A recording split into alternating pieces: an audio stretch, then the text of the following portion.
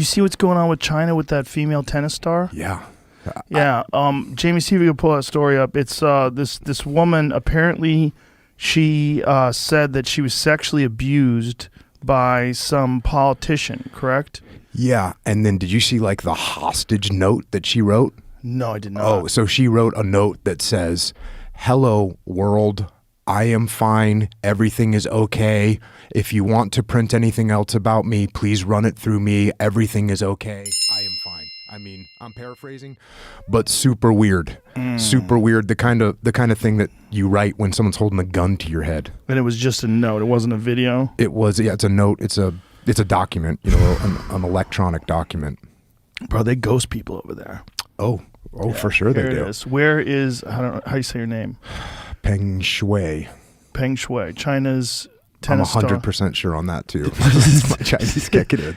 Shuai disappears after accusing government official of sexual assault. Wow. Mm-hmm.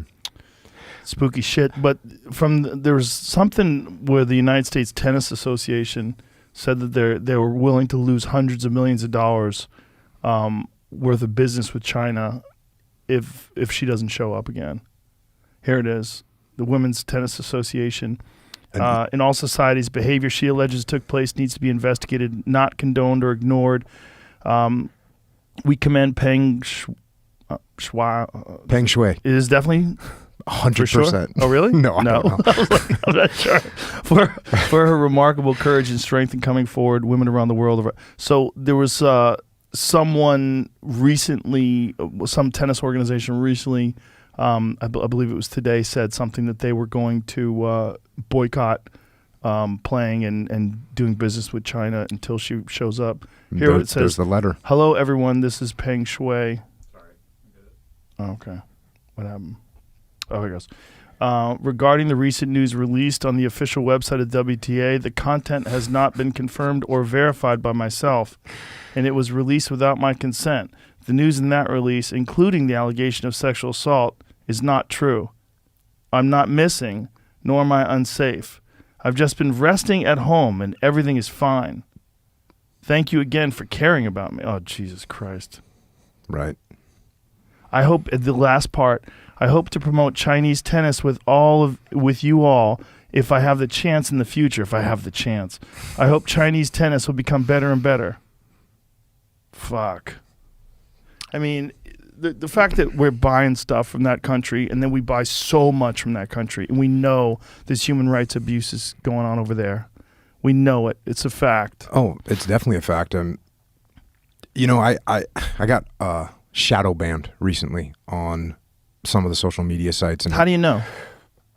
So a bunch of people, there's two ways I know. A bunch of people started, it started a little while ago. People were saying, "Hey, I can't find you. I tried to search for you. You're not appearing in my, what's it called? Feed. I'm not seeing you in my feed." And then finally people started sending me videos of they'd search for at Jocko Willink and it wouldn't pop up. I mean, you wouldn't see my I'm gonna try to my search site. for you right now. Let's see if I can get you. Well, it's been healed up. Oh, really? So one way I knew is because of that. The other way I knew is because friends with insider information, people that are on the inside of these organizations. But and I wasn't really 100%. I was trying to think why would I get shadow banned? Right. It didn't make a lot of sense to me. I mean, look, I put pictures of sweat and like my watch. And your watch. So, but on my podcast, sometimes I'll go a little bit hard sometimes, or I'll at least talk about some subjects that maybe some people aren't too happy about. I did one about the Chinese, what they're doing with the Uyghurs, and basically, it's genocide of sorts going on with the Uyghurs, which is like an ethnic group in China. Muslim ethnic group. They're getting wiped out. Shipped off into camps. No one knows what's happening to them. Yep. No accountability. So that was one.